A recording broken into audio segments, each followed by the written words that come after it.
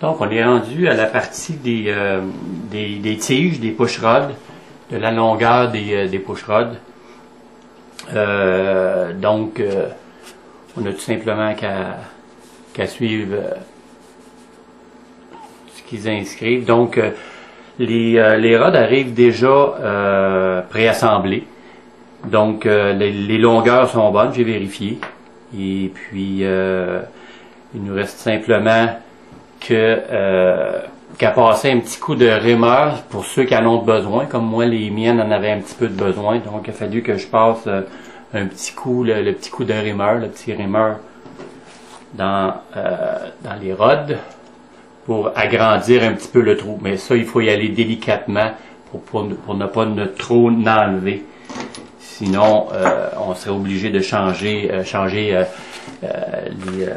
les ball links. Donc, j'ai déjà ce qu'il faut faire finalement. C'est quand même assez simple. Donc, le côté du ball link qui est sur le dessus, celui qui est le plus long, celui-là ici, va aller rentrer sur l'autre ball link. Donc, tout simplement qu'à rentrer ça dedans.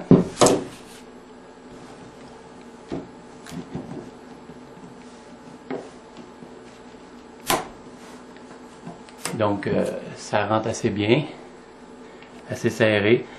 Donc, d'autres, ils ont mis ça parallèle, mais il faut... moi, j'ai j'ai dévissé un demi-tour pour que ce soit... qu'on puisse le rentrer. Donc, on rentre cette partie-là. Ensuite, la partie en dessous.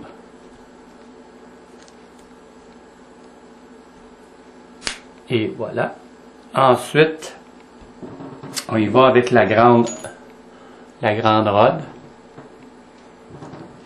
qui, elle, va de l'autre côté.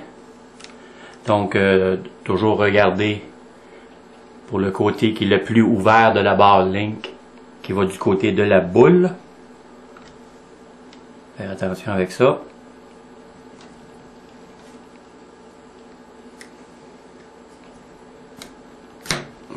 Et voilà. La même chose pour ça ici.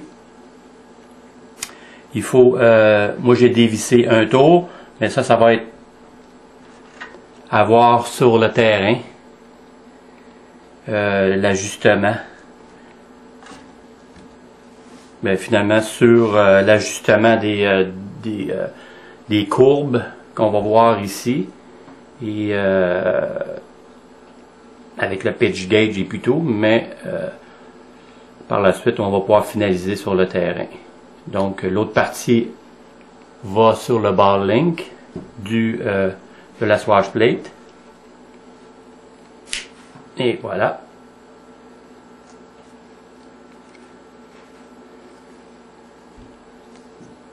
Et puis l'autre partie qu'on avait déjà ici, elle vient se connecter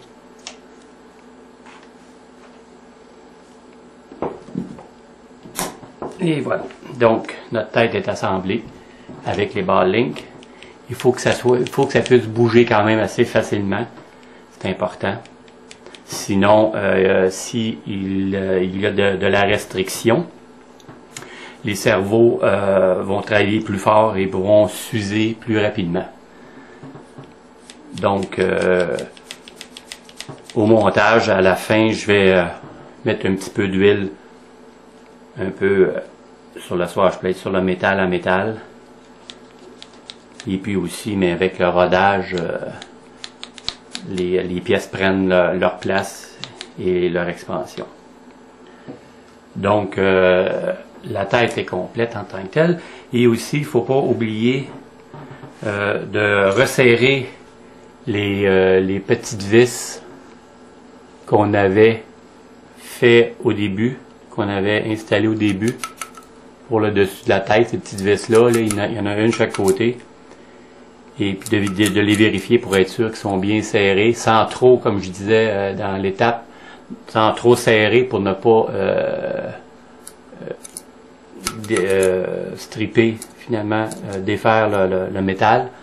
Et puis aussi, on a aussi les petits Allen keys sur le côté qu'il faut resserrer. Donc, ça complète cette partie.